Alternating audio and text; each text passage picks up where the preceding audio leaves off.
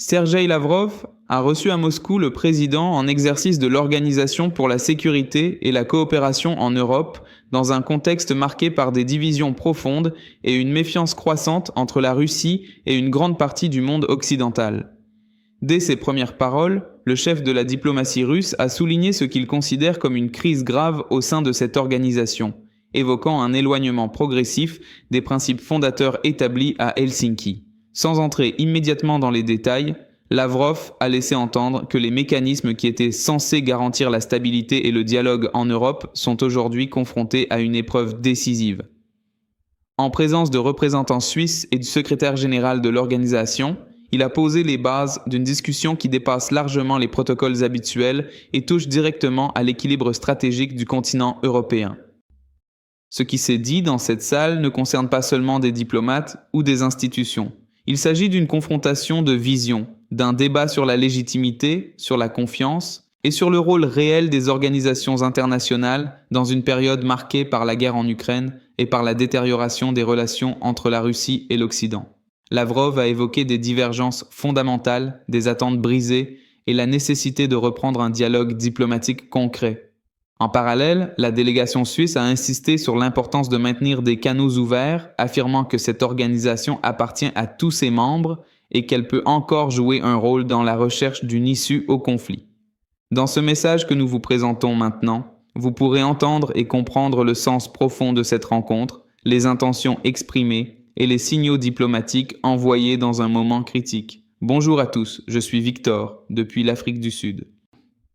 Ce discours intervient à un moment où l'Organisation pour la sécurité et la coopération en Europe se trouve dans une position fragile, contestée et confrontée à des divisions internes sans précédent. Pendant des décennies, cette organisation a été présentée comme un pilier du dialogue entre l'Est et l'Ouest, un espace où les tensions pouvaient être contenues et où les crises pouvaient être gérées par la diplomatie. Mais aujourd'hui, son rôle est remis en question et ses capacités d'action sont observées avec une attention particulière. La visite de la délégation suisse à Moscou, après un déplacement à Kiev, envoie un signal clair. Malgré les tensions, certains acteurs cherchent encore à préserver les mécanismes du dialogue. Le secrétaire général a affirmé que l'organisation doit être prête non seulement à accompagner les discussions actuelles, mais aussi à participer à un éventuel processus de paix. Cette déclaration souligne l'existence d'efforts diplomatiques en cours, souvent discrets, mais potentiellement déterminants pour l'avenir de la région. De son côté, Lavrov a insisté sur le fait que les discussions devaient se poursuivre, tout en laissant entendre que la confiance a été profondément affectée par les actions et les décisions de plusieurs pays occidentaux. Il a évoqué une rupture avec les principes qui avaient permis la construction d'un équilibre après la guerre froide. Ces propos traduisent une perception stratégique selon laquelle les structures internationales ne fonctionnent plus de la manière dont elles avaient été conçues à l'origine. L'absence de conférences de presse conjointes, annoncée dès le début de la rencontre, constitue également un élément significatif. Elle reflète la sensibilité des échanges et la complexité des positions en présence. Chaque partie a choisi de communiquer séparément, ce qui montre que le dialogue existe, mais qu'il reste entouré de précautions et de divergences. Ce moment diplomatique révèle une réalité plus large. L'ordre international traverse une phase de transformation. Les institutions créées pour garantir la stabilité doivent désormais prouver qu'elles peuvent s'adapter à une situation marquée par la confrontation, l'incertitude et des intérêts opposés. Les paroles prononcées à Moscou ne sont pas simplement des déclarations formelles. Elles représentent une tentative de redéfinir les relations, de tester les possibilités de coopération et d'évaluer si un terrain commun peut encore être trouvé. Ce que vous allez entendre n'est pas seulement un échange diplomatique. C'est une illustration directe des tensions, des espoirs et des calculs stratégiques qui façonnent l'avenir de l'Europe et du système international. Monsieur le ministre, monsieur le secrétaire général, chers collègues, nous sommes heureux de vous voir. Nous apprécions le fait que, en assumant la présidence de l'Organisation pour la sécurité et la coopération en Europe, la Suisse, représentée par vous, monsieur Cassis, ait manifesté son intérêt à reprendre un dialogue diplomatique concret avec la Fédération de Russie.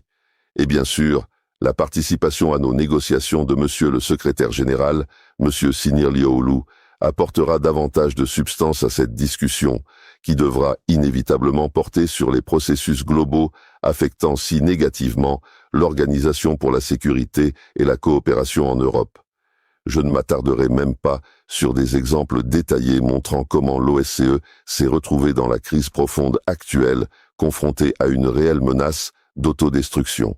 Je ne décrirai pas non plus en détail des exemples spécifiques illustrant comment l'OSCE a atteint cette situation.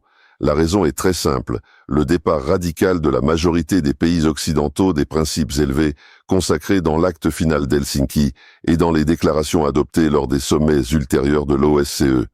Hier, avec toutes les personnes présentes, nous avons commencé une discussion approfondie dans un cadre informel sur ce sujet brûlant et j'espère que nous la poursuivrons aujourd'hui dans un cadre officiel, afin que nos collègues et les médias ne pensent pas que nous leur cachons quelque chose. Je tiens à préciser qu'il n'y aura pas de conférence de presse conjointe. Monsieur le ministre a décidé de s'adresser aux médias après son retour en Suisse. Quant à nous, lorsque nous aurons raccompagné nos invités, nous parlerons également avec vous. Et pour qu'il n'y ait aucun secret vis-à-vis des représentants des médias, je voudrais dire qu'il n'y aura pas de conférence de presse conjointe et que monsieur le ministre parlera lui-même à la presse à son retour en Suisse et je parlerai également aux médias lorsque nous aurons terminé nos discussions. Encore une fois, bienvenue. Bienvenue à nouveau. Monsieur le ministre Lavrov, mesdames et messieurs, tout d'abord, merci de m'avoir invité, moi, le secrétaire général, ainsi que notre délégation de l'OSCE. Être ici est important pour cette organisation, car c'est aussi votre organisation. Je ne souhaite pas répéter la position de mon pays, la Suisse, concernant la guerre en Ukraine. Elle est connue. Mais je suis ici pour ouvrir des portes pour cette organisation. Et nous souhaitons également poursuivre le dialogue que nous avons entamé ce soir, dans le sens où nous devons trouver des moyens permettant à cette organisation non seulement de jouer un rôle dans le soutien aux discussions actuelles, mais aussi de se préparer à un éventuel plan de paix visant à mettre fin à la guerre. Nous croyons que cette organisation est la plus importante pour superviser le processus de paix.